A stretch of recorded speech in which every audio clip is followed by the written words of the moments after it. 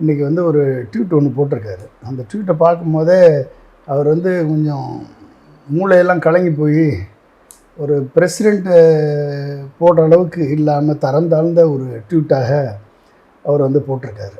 Power plant அடிப்பேன், bridges எல்லாம் நொறுக்குவேன், எல்லாத்தையும் ஒட்டுமொத்தமாக அள்ளி போட்டுருவேன் அப்படின்னு போட்டுட்டு ஹர்முஸ் ஸ்ட்ரெய்ட் ஆஃப் ஹார்மஸை வந்து ஓப்பன் பண்ணலை அப்படின்னா you will face the end அப்படின்ற மாதிரி ப்ரைஸ் டு பி அல்லாஹ் அப்படின்னு சொல்லி போட்டு முடிச்சிருக்காரு. இது வந்து அவருடைய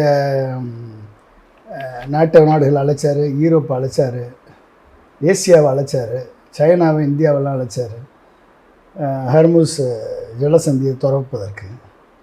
யாருமே வரல. ஈரானியர் கைக்கு வந்துட்டது மாதிரி அப்படி அகமகிழ்ந்து ட்வீட் பண்ணார்.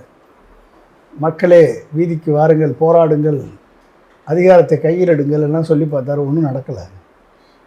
ஈரான் வந்து regain that confidence and then still surviving. அதுதான் இங்கே பெரிய விஷயம். ஈரான் வந்து ஸ்டில் சர்வைவிங்.